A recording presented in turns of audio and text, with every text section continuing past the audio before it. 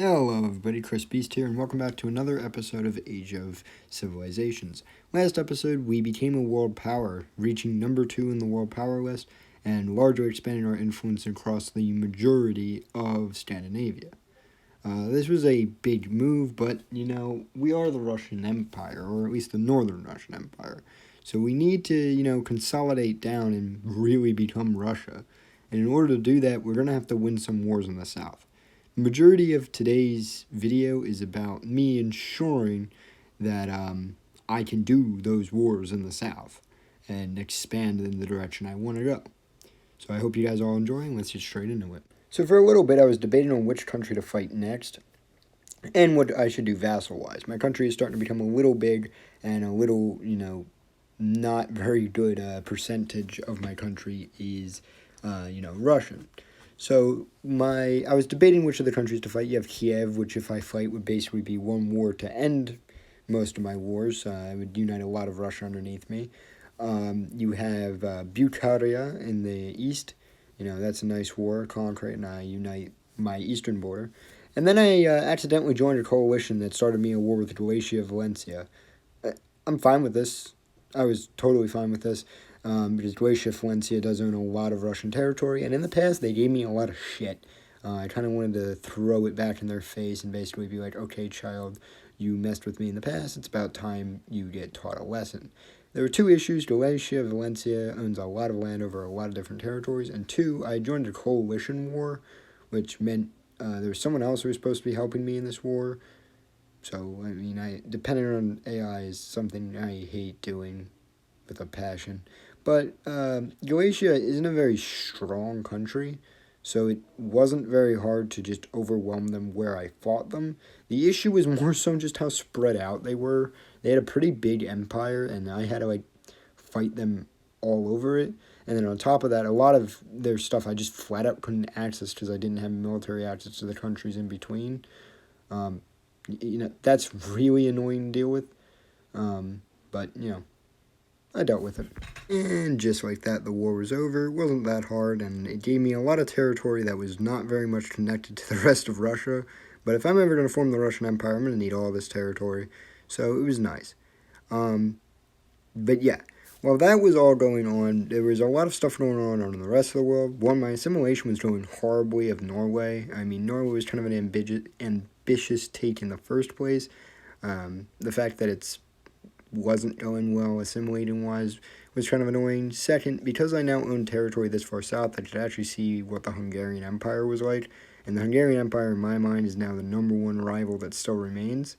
My ally Cumania, sadly, has been getting carved up by a lot of other countries, and my decision was, let's declare war on Kiev to try to help Cumania out, and as well, I needed to fight Kiev, as I just said earlier. They would basically be the war to end Russian wars, unifying Russia. However, there was an issue. Seems like Kiev was allied with a country called Masovia, which, I didn't have any soldiers on that border to actually fight Macedonia. Macedonia's war is going to last way too long simply because I wasn't in a situation where I actually could fight said war by the time they started it. It was like, it was pretty smart for the AI. If I was a player, this is what I would have done as the Macedonia player. But it's annoying as hell. So, yeah. And Macedonia proved to be no easy threat either. They had a lot of soldiers and were able to completely push me out of my western expansions that I had made against Galatia. And really, I couldn't hold because I didn't have enough money or enough troops fielded. Surprised, no. To actually beat Macedonia, in open conflict. When I started to get my army organized, I pushed them back hard. But still, this is a small Polish state that should not have been doing this well. I think really, moving on from here, I have to start consolidating and making sure that my stability is high enough to produce enough money and enough troops to actually continue fighting wars. Because continuously taking loans is eventually going to catch up to me. Here's a situation where I have 2 loans out at once.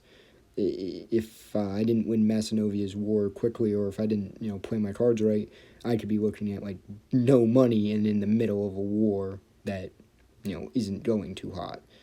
But then things got worse. A random fucking country, Bascaria, who I also needed to conquer. Yeah, sure, I needed to conquer all this stuff to unite Russia. But all this, it wasn't what I needed right now. Them all declaring war at me at once while I was also at war with Macedonia wasn't good. My money was on Volga, Bulgaria actually winning. They don't. They don't. They get steamrolled. And thus we begin yet another massive war. Issues with the war with Bascaria is simple. It's the same things I said with Masanova, where I wasn't ready for a war. I'd just gotten done fighting Kiev. I'd just gotten fighting all these other countries. Well, that's really true with this one. And also, I couldn't field a lot of troops because my population wasn't high in Siberia. So, you're fighting a Siberian republic, basically, and you don't have troops fielded already. So they're just going to keep, moving around you and into your giant open Russian plains and just going around your army. This is the first time that Russia being giant was actually an issue for me. Because they could just take tons of land and I would take out, whenever I fought their armies, I would take them out. But that matters literally two flying shites when, they're just trucking along with their 10 stacks, conquering random plains in the middle of Russia. I did start to actually curb them in the west, though, and they're in the east. They just started getting steamrolled by my army because I just started sending my army south. But the issue also was movement points. I didn't have enough movement points to fight both wars, and I actually tried to piece out Macedonia here, just to end the conflict down there, so that way I could work on, saving my homeland. That didn't really work because Macedonia still had a lot of provinces that I just didn't know about. And again, there's at both points in these wars, I'm still winning. I'm not losing, but I'm not winning either. It's very much horrible for both sides. But luckily for me, I started doing massive damage to their country and just started slowly whittling away at both of my enemies. Now, my one enemy is going to make it to the Russian capital. He's the only person I fought so far to take my capital, so that was fucking annoying. The random Siberian Republic taking my capital, that was really pain. But again, their army, as you can see right here, just goes around mine, this Bascaria country. Now, Masanova over here is just getting crushed at this point. Their main army's been defeated multiple times over, and I have enough troops fielded in the region to win the war by this point. I just don't have enough troops in the region to completely destroy Bascaria, which, in retrospect, I probably should have. I probably should have stopped them when they were still in the east, instead of letting them even get to the west. I started to change my plans just a little bit. I wanted to make sure I destroyed their homeland, but yes, I wanted to push them out of the west, out of my country, but I also wanted to make sure they died. So I very quickly destroyed Perm and their last provinces, signed a deal with them, and began putting more effort into just annihilating Bascaria. This worked. Bascaria basically had no territory left, and I could fight Masanova, or so I thought, because of the first rebellion began. And I say the first because a lot are going to begin. My stability is at rock bottom.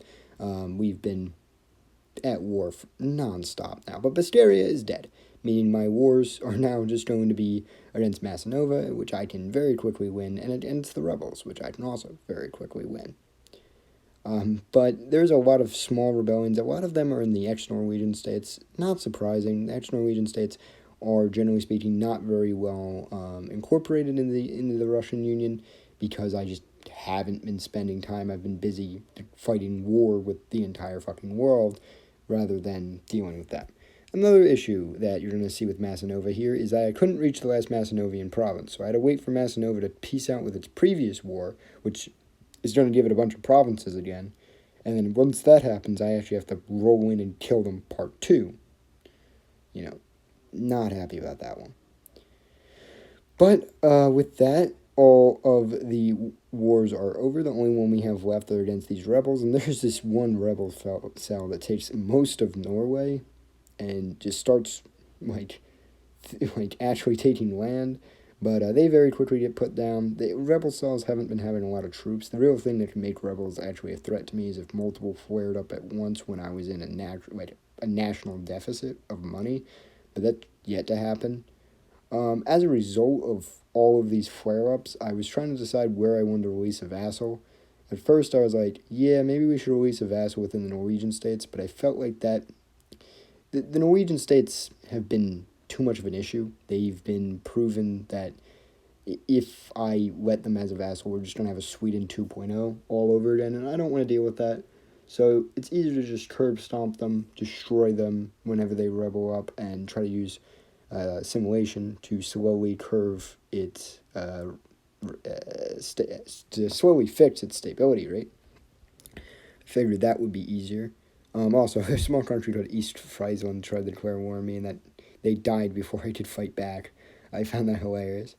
But yeah, I also had gotten a lot larger from this because I took a lot of Volga Bulgaria's land and a lot of my other allies' land, which was not expected. I also started a war with Chernigov being one of the small countries that got released from Cumania a while ago. I just wanted to vassalize them and do so. But I also released a new vassal of Galicia. But before I could do that, I would have to win my war against the rebels down there and my war against Chernigov. Chernigov would not, again, as I already said, would not be annexed. They would just become a vassal. I can't handle any more annexations right now with my stability rate being as low as it is. But the reason I'm releasing Galicia, we need to get that stability rate up, and it's no use defending a part of Russia I literally can't defend, and that I don't really consider Russian right now since I haven't defeated Cumania and really unified southern Russia under my belt. I think I'll come back for this territory on a later date, but not today. So yeah, that's where we leave my empire at this point. We are a very strong northern Russian empire. We are the second strongest in the world, but we have a lot of stability issues, so I'm curious how I'm going to have to deal with these in the next coming days. I hope you guys enjoyed, and I'll see you all next time.